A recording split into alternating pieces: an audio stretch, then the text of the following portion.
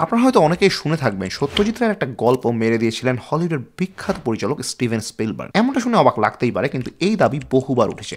স্পিলবার্গের ET the extraterrestrial সিনেমার পেছনে আছে সত্যজিৎ রায়ের লেখা এক গল্পের স্ক্রিপ্ট। এটা ভাবতেও অবাক লাগে যে অস্কারজয়ী প্রতাপশালী হলিউড ডিরেক্টর স্পিলবার্গ সত্যজিৎ রায়ের একটা গল্প চুরি করেছিলেন। কিন্তু কথাটা অনেকটাই আসলে সত্যি। ঘটনাটা বলা যাক। ঘটনাটা শুরু হয় 1960 সালের দিকে, যখন সত্যজিৎ রায় লিখেছিলেন একটা ছোট গল্প নাম বঙ্কুবাবুর বন্ধু। গল্পে দেখা যায় এক গ্রামে আচমকা এসে নামে একটি স্পেসশিপ। ভেতর থেকে নামে এক এলিয়েন যে বন্ধুত্ব গড়ে তোলে গ্রামের এক সহজ সরল ছেলের সঙ্গে, নাম হাবা। এরপর ঘটনাগুলো ধীরে ধীরে জটিল হয়ে ওঠে। দেশ বিদেশের মানুষের নজর পড়ে ঘটনাটার উপর, এমনকি সরকার পর্যন্ত জড়িয়ে পড়ে। এই প্লট শুনে কি কিছু চেনা চেনা লাগছে? ঠিকই ধরেছেন, অনেকটাই যেন মিলে যাচ্ছে স্পিলবার্গের ইটি এর গল্পের সাথে। সেখানেও এক এলিয়েন যে বন্ধুত্ব করে এক ছোট ছেলের সাথে, সেও নিরীহ কৌতূহলী মিশু। সেই গল্পেও পরিস্থিতি ঘটে জটিল দিকে। আসলে 70 দশকে সত্যজিৎ এর এই গল্প নিয়ে আগ্রহ দেখিয়েছিলেন কলাম্বিয়া পিকচার্স। তারা ছবিটি বানাতে চেয়েছিলেন, পরিচালনায় থাকতেন সত্যজিৎ নিজে, এমনকি মার্লন ব্র্যান্ডের মতো অভিনেতার নামও শোনা গিয়েছিল। কিন্তু নানা জটিলতায় সেই প্রজেক্টটা আর আলোর মুখ দেখেনি। আর এরপরই বছর কয়েকের মধ্যে স্পিলবার্গের ইটি এসে হাজির, এবং অনেকেই ধারণা করেন সেই সিনেমার জন্য লেখা স্ক্রিপ্টটা থেকেই ইটির মূল গল্পটা নেওয়া হয়েছিল।